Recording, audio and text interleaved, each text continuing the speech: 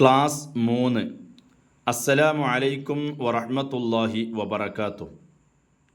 കഴിഞ്ഞ ക്ലാസ്സിൽ യാസീൻ എന്നതിൽ യാ എന്നതിന് അസ്ലിയായ മദ് അഥവാ ഒരലിഫിൻ്റെ ഖദർ നീട്ടിയാൽ മതി എന്ന് പറഞ്ഞു. എന്നാൽ സീൻ എന്നയിടത്ത് അൽ മദ്ദുൽ ലാസിമായ മദ്ദാണ്, അഥവാ 6 ഹറക്കത്ത് അല്ലെങ്കിൽ 3 അലിഫിൻ്റെ ഖദർ നീട്ടണം എന്നും പറഞ്ഞു. അപ്പം മദ്ദുൽ ലാസിം എന്നതിനെ സംബന്ധിച്ച് നമ്മൾ പറഞ്ഞതാണ്. എന്നാൽ എന്താണ് മദ്ദുൽ ലാസിം എന്ന് നമ്മൾ പറഞ്ഞിട്ടില്ല. ഇവിടെയുള്ള മദ്ദുൽ ലാസിമാണെന്നേ പറഞ്ഞിട്ടുള്ളൂ. എന്നാൽ എന്താണ് മദ്ദുൽ ലാസിം, അതാണ് നമ്മൾ ഇന്ന് പഠിക്കുന്നത്. വളരെ എളുപ്പത്തിൽ മനസ്സിലാക്കാൻ പറ്റും. ഈ എഴുത്ത് ഇവിടെ ശ്രദ്ധിച്ചാൽ മതി. അഥവാ മദ്ദുൽ ലാസിം എന്ന് പറഞ്ഞാൽ മദ്ദക്ഷരത്തിനു ശേഷം, മദ്ദക്ഷരം എന്ന് പറഞ്ഞാൽ നമുക്കറിയാം മദ് എന്ന് പറഞ്ഞാൽ നീട്ടുക എന്നാണ്. അപ്പോൾ നീട്ടാൻ ഉപയോഗിക്കുന്ന അക്ഷരങ്ങൾക്ക് ശേഷം, അപ്പോൾ അലിഫ്, വാവ്, യാ, ഇതാണ് സാധാരണ നീട്ടാൻ വേണ്ടി നമ്മൾ ഉപയോഗിക്കുന്ന അക്ഷരങ്ങൾ. ഈ 3 അക്ഷരങ്ങളെയാണ് മദ്ദക്ഷരം എന്ന് പറയുന്നത്.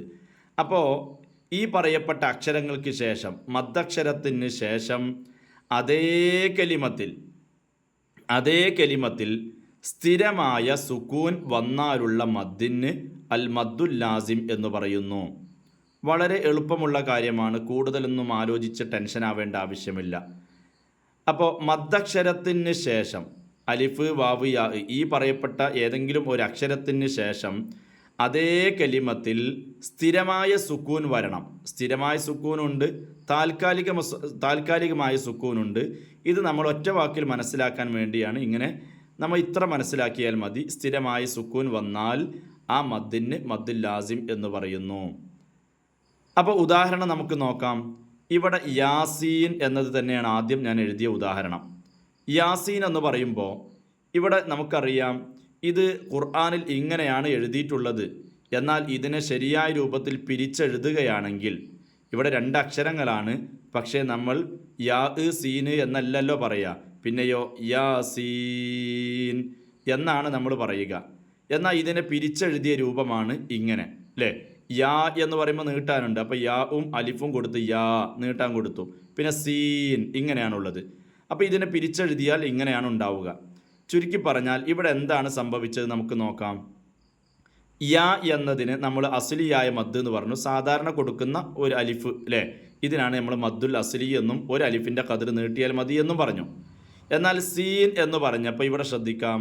ഇവിടെ സീൻ എന്നയിടത്ത് സീന് കഴിഞ്ഞപ്പോൾ യാവും നൂനും ഇവിടെയുണ്ട്. ഈ യാ നിങ്ങൾ ശ്രദ്ധിക്കണം. ഈ യാ ആണ് നമ്മൾ നേരത്തെ പറഞ്ഞ മദ്ദക്ഷരം, നീട്ടാൻ ഉപയോഗിക്കുന്ന ഒരു അക്ഷരം, മദ്ദക്ഷരം.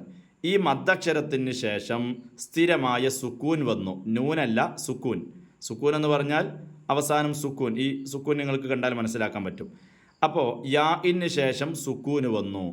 അപ്പോൾ മദ്ദക്ഷരമാകുന്ന യാഇന് ശേഷം സ്ഥിരമായ സുക്കൂൻ വന്നതുകൊണ്ട് ഇതിനെ അൽ മദ്ദുൽ ലാസിം എന്നാണ് പറയുക. ഇതാണ് ഒരു ഉദാഹരണം. ഇൻഷാ അല്ലാഹ് അടുത്ത ക്ലാസ്സിൽ വേറെയും ചില ഉദാഹരണങ്ങൾ നമുക്ക് പഠിക്കാം.